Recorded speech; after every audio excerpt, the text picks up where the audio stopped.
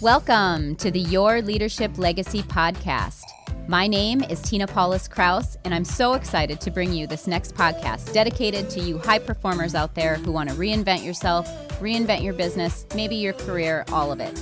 This podcast is all about being dedicated to transformation and being the best possible leader of yourself and others that you can be in order to create a legacy that lives on.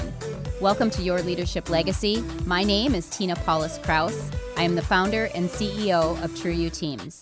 And here we go. Hi, everyone. Welcome to Your Leadership Legacy. My name is Tina Paulus-Krause, and super excited today to have a powerhouse leader. I have been researching up on Renie and looking at all the amazing things that she's got out there. And so I'm super excited to have you meet her. So welcome, Renie. Thank you so much, Tina. It's wonderful to be here. Yeah, it's really great to meet you. You have a book out there called HeadTrash. And so as I was reading up on you and researching and looking at all the amazing stuff that you do, it really resonated. So I'm excited to hear your story, but if you could just kind of start off with telling the listeners a little bit about who you are and a little bit about your work and what you do in the world. Well, who I am, I'm a mama, and I have a daughter, Bella, and who's going to turn 23, which is mind-blowing. I also have a bonus daughter through marriage, Allison, who is an amazing human being, and I'm not going to share her age, but and we have a grandson named Aiden. So I'm a Gigi too. So those are two of the many roles. I'm an aspiring jazz flautist. I'm not really great, but it is something to aspire to. And as far as my work, I've been blessed to have started a firm called Powered by Aspire. We're in our 29th year, which is just impossible. And I'm an entrepreneur. I own 4 companies. One studies human behavior and feeds that intellectual property to Aspire. And Aspire really is a performance improvement company. So we help organizations optimize performance, and in doing so you awaken human potential. And that's really what I'm about, is the belief in that we have so much more that's still within us. And sometimes we just need coaches and people around us to help us explore that. Sometimes we need to be self-reliant and just be curious enough to expand that. But for me, it's about awakening potential.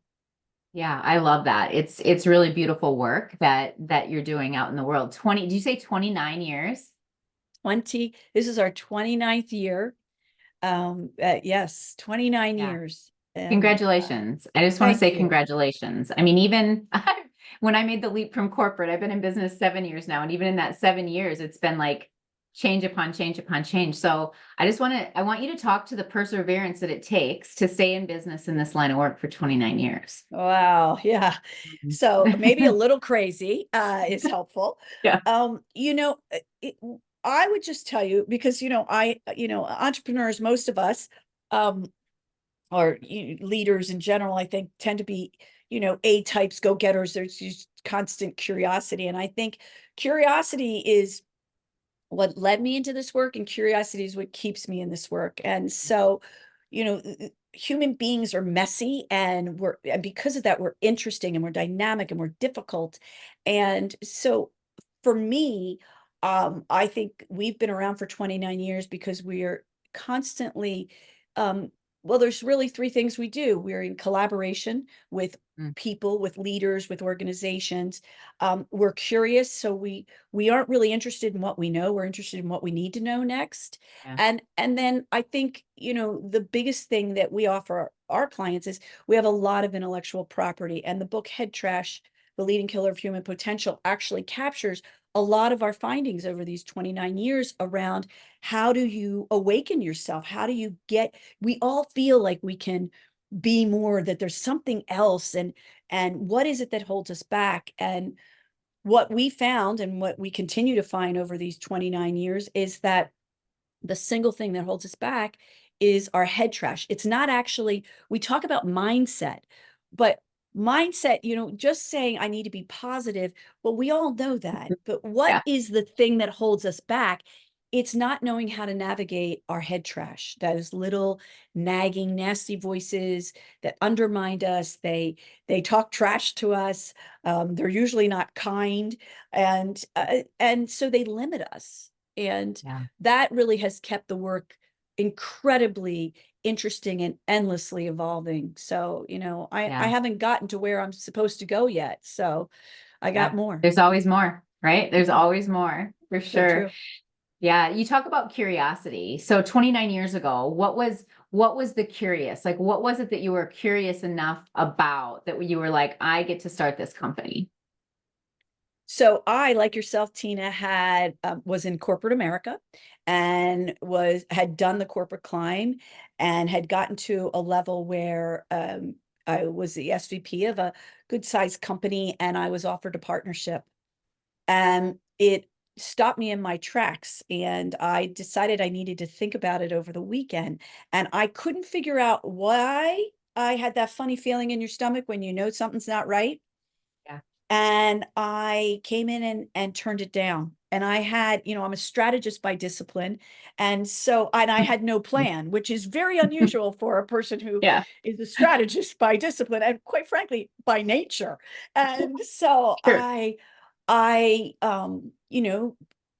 resigned from the company and gave them, of course, actually I gave them 30 days notice. They asked for 6 months notice. It became 9. But in that time frame of when I stepped back, I realized that I was led into other people's dreams, that Mm, my mentors seemed to navigate. And back then, this was the early 90s. My mentors, and they were fabulous, and they were mostly men. And so the climb was what was most important. And I was heading into a COO job that I didn't really want. mm, I didn't find that work inspiring. Now, I had learned a ton about how to operate businesses and how to take a strategy and how difficult it is to actually execute it. It was mm. humbling, quite frankly. I wanted Yeah. to say I'm sorry to all those people that I gave all those strategies to and said, I why feel can't you that. get this right? Like just I do it, feel that.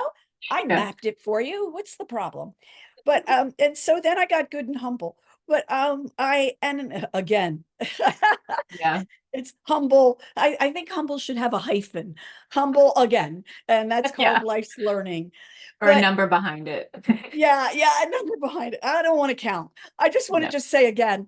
And Right. so, but what happened for me is I realized that um, I was aspiring, and hence the name of the company, Aspire, Mm, to something else. And I was literally a few months after that had happened, and I was, there were offers, there was things, other options out there. And I was having dinner with a dear friend of mine who is still a close friend of mine, and she said to me, Renie, it's time for you to start your own firm. And I remember I looked across and I said, what? And she said, look, if you're too afraid, I'll be your partner. And I remember thinking, well, hell, if you're going to be my partner, why would I split all the money? Like I should be, if you believe in me, why don't I believe in me? And that was right. really, I think, the defining moment. And I think the most important part of the story was I didn't have a plan. And I think sometimes we're afraid because we think we have to know what's next to go Right. into what's next. And it was an incredible lesson of evolution for me, which also led me into not just being a strategist and working with dynamic teams and leaders, but starting to really understand and have compassion for the human element in a whole different way. Yeah. Because for us to stay curious and for us to consider that there might be something else that I can expand, I can grow, but I might not know what it is, or that I've just had a terrible thing happen and I'm angry, sad, blaming, whatever those emotions are, that there is another chapter coming. And without Mhm. this one having closed and the fear, because I was afraid, like, what if I can't pay my mortgage? What Yeah.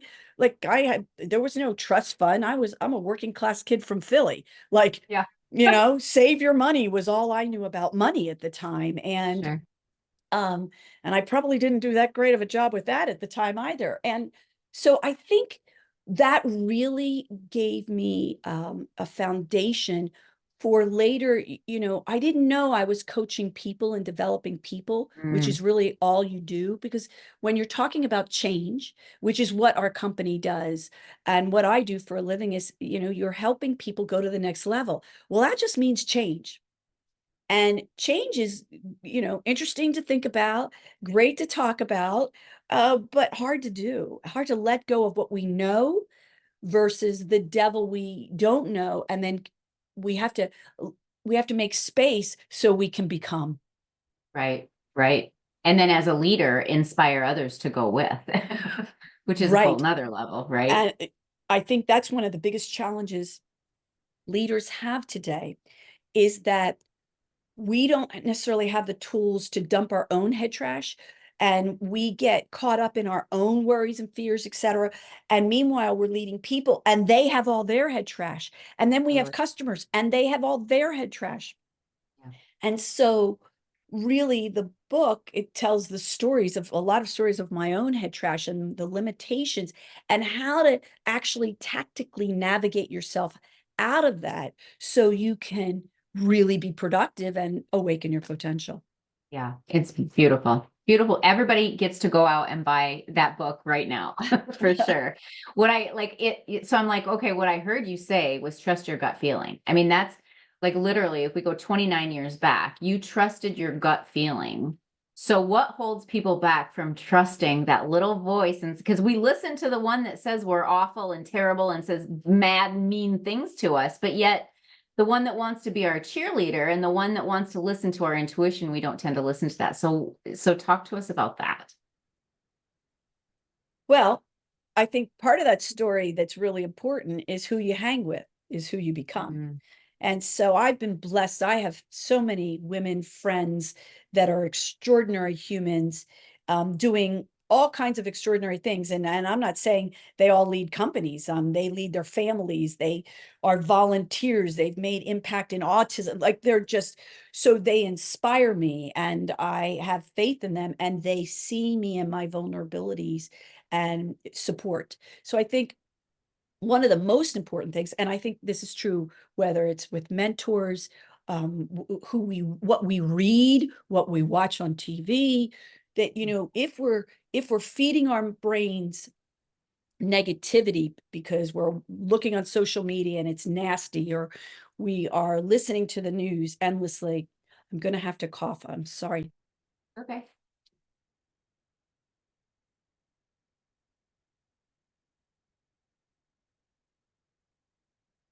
We'll pause that part out. It's all good.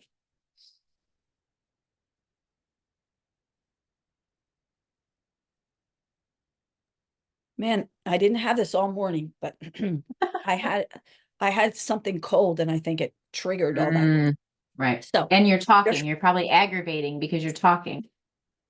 yeah, I've been talking all day too. You're right. I need to be Yeah. quiet. But okay. I don't want to have a sucker in my mouth while I'm talking. So, okay, we're back. So, where was I? Oh, negativity. So I'll start right there.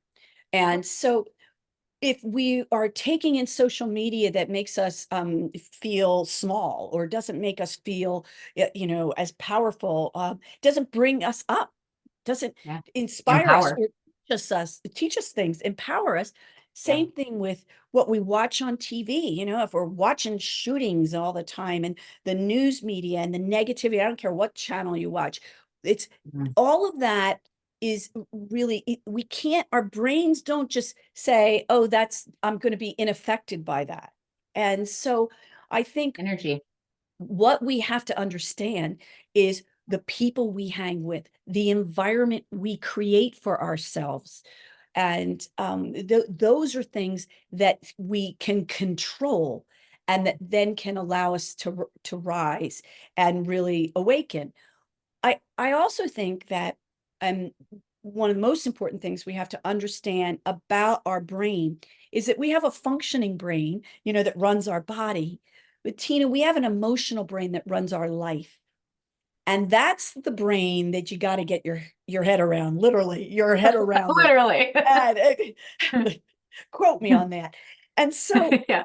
and in that brain, there's two sides to it.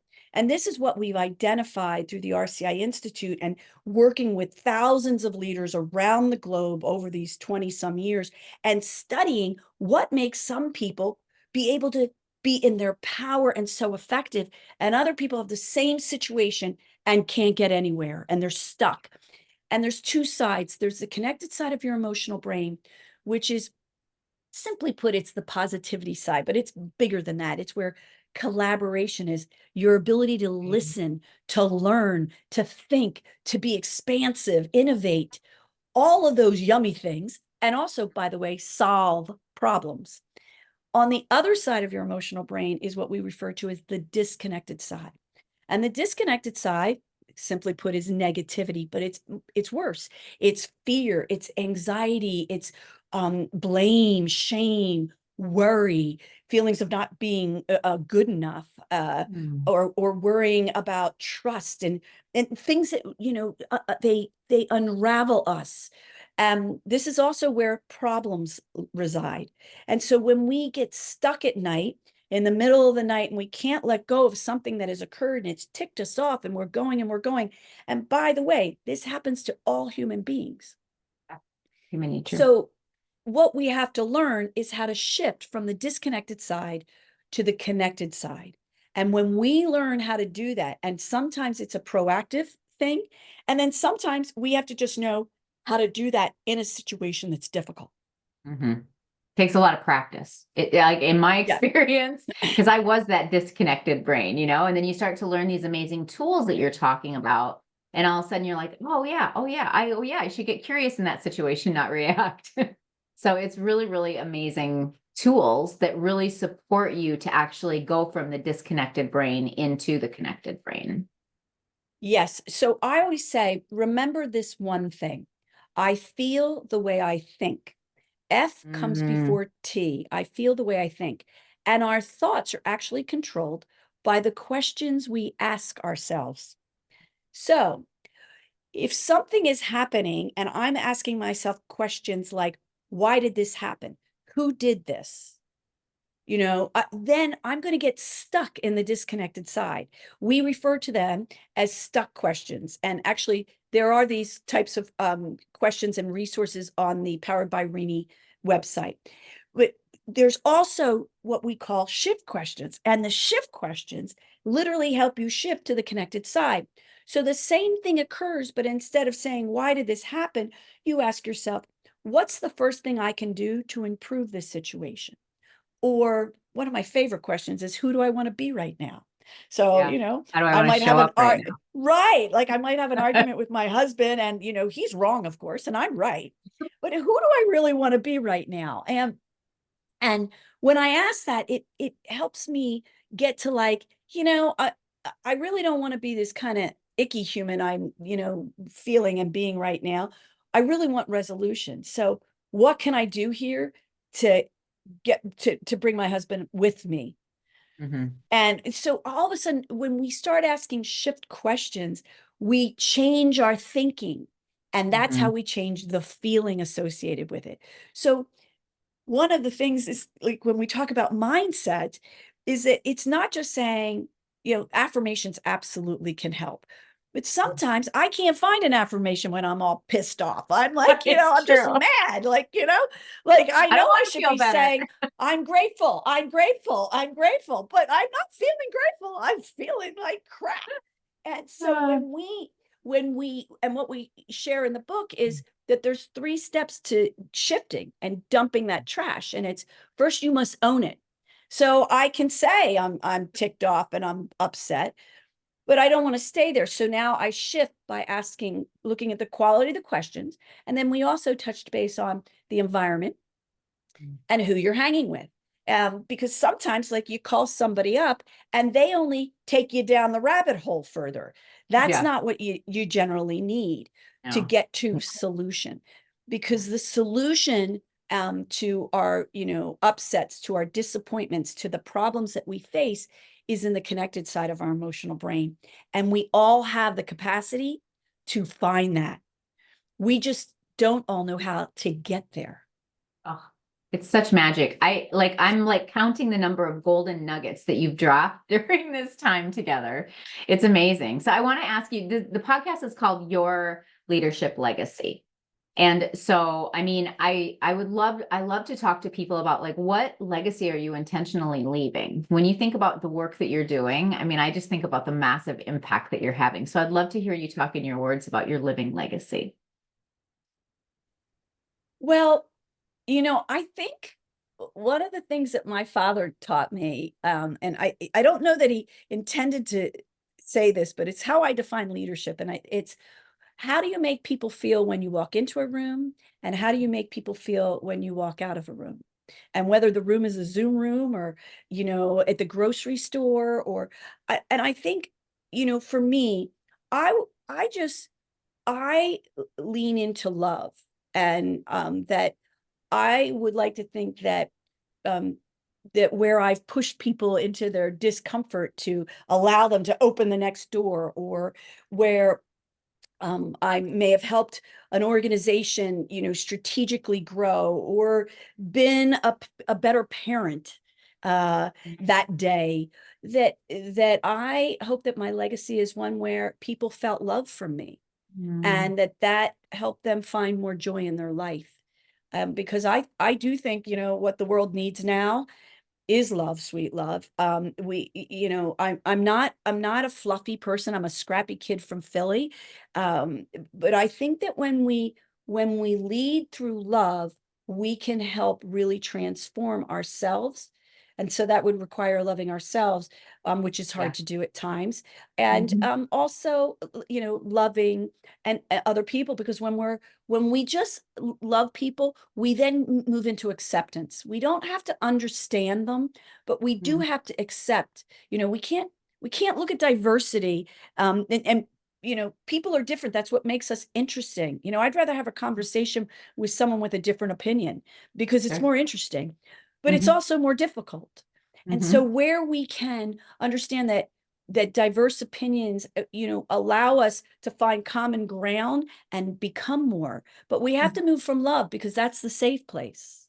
Yeah. Love is the only answer. For Yeah. sure. It is. I love that you said that. I never would have expected you to say that. So I was like, oh, I love that she said that. That's amazing. Because I mean, I think that there's this like programming that says, no, we're talking about, I've literally had somebody when I was giving it, when I was in a team meeting, I was presenting to this team training to this team, and I was talking about love on the team. And she's like, why are we talking about love? We're in business. And so, I mean, like, and love is the only answer. It's Yeah. the only way forward. It's the way into that connected side of the brain that you were talking about. So it's beautiful. Thank you so much. I think, thank you. One thing about love is that, a lot of times we think of love and we think of like romantic love. But love is really acceptance. Mhm. When someone just accepts you for the complete, mess that I am, Imperfect, perfect imperfect person. Yeah. being, that I am. And it doesn't mean that they don't get annoyed with that imperfection, but Yeah. there is a different. I can make changes. I can meet you somewhere when I feel safe with you. And so if leaders can lean into, and if you don't want to use the word love, I think the word is compassion. Sure. Because when Yeah. we're not in judgment of each other, then we open up space to Mm. align together. But when Yeah. I'm judging you, if I'm judging Tina and we're trying to resolve something, I'm just making you wrong. So Yeah. we're never going to align. It's a waste of time. But if I Hmm. can just accept that, okay, well, that's interesting, and I'm kind of curious why, help me understand why that's important or what that is. That curiosity then leads us to finding common ground. And that's where the power Absolutely. of organizations come from. And your best leaders take a mess and bring a team together because of alignment. Mhm. They all And found a probably, way. yeah, and probably a lot of compassion that went with it. Yes, well, yeah, because compassion is a sustainable emotion. So you can Mhm. intimidate people for a certain period of time, Mm. but underneath it, there's resentment brewing. There's issues occurring. So you just don't know. But when you can move from compassion and kindness is a form of compassion, I think then you can actually shift organizations. You can awaken an entire organization versus, chipping away at, something. And I think the world Right. is really leaning into this, there's a Imagine, lot of like, anger. imagine a world where everyone leaned into love and compassion and kindness, and even if it was just not judgment, like even if we just Right. all stopped judging, how that would change the world. So that's the world that I dream of and that I stand for, and that I now know you, Renie, also stand for. So I want to thank you for being on. How can people find you? Okay. Because I know they're Well, going to want to. oh, thank you. So, powered by Renie, and that's REN as in Nancy, IE, .com. And my books are there, and they'll take you right to Amazon. They're also HeadTrash, The Leading Killer of Human Potential, and then the Joy Journal, which is a daily practice of 5 minutes to make sure that you proactively start your day on the connected side of your emotional brain. And it's a journal for people like myself. I'm a writer, but I'm not a journaler. So it's a journal to help guide you to more joy in your life. And also there's a ton of free resources on that site. So Yeah. So if somebody is listening to this and they're like, what's the first thing I should start with? What do they start with? They're like, I have all this well, headspace or head yeah, trash. well, I think, get the book, because then I think you'll realize that, first of all, I am not alone and there are Yeah. tools to help me. So true. Or get the Joy Journal, and because it'll start giving you the questions that make the shift. There's 5 questions in the Joy Journal and they shift you to the connected side. So every morning you start your day on the connected side of your emotional brain, and that will change your life. Those questions actually are a derivative of I needed them 20 years ago as a working mom, primary caregiver, and was like crazy person, hair standing up every morning. And I would throw my daughter into the disconnected side of her emotional brain and then send her off to school and go, have a good day. you Yeah. know like you when you realize your imprints on other people. So the Yeah. Joy Journal, I didn't call it that. I just said questions I asked myself every single morning so that I could decrease my emotional stress and therefore be calm and productive. Yeah. Yeah. Yeah. Oh, I relate to that so much with my daughter when she was getting out the door. We're screaming and yelling at each other, and then I'm expecting her to have a good day and me to have a good day, and it just wrecked everything. So it's Yeah, and then ridiculous. and then you're like, well, your teacher said that you weren't very focused this morning. What's going on? And your kid's not going to go, well, you ruined my morning. They Yeah. We'll don't come home they at, don't realize what's happening either. yeah. So yeah, it was one day I looked over and I had said to Bella, like, why aren't you dressed? And she got tears in her eyes. And I, of course, was like, well, there goes my Mother of the Year award, Yeah. like, and I realized, boy, I've got to have better tools for myself because this isn't who I want to be. Yeah, yeah. I acknowledge you. As we wrap up here, I want to acknowledge you because that's the awareness, that's the acknowledgement that like when we take ourselves on and really, face what we're pretending not to know is there, like it's life changing. And I honor you not only for going through that process, but also now for sharing all of the tools that supported you along the way. It's powerful book, powerful website, powerful work that you're doing. So I want to thank you. Thank you for being on. It's been a pleasure to get to know you for sure. Likewise. Thank you, Tina. All right. All right, everyone. That's this episode of Your Leadership Legacy. We will see you next time. Bye. My name is Tina Paulus-Krause, and I thank you so much for tuning in. I hope you enjoyed the show. Check out our programs and events at trueyouteams.com. And until next time, make it an amazing day.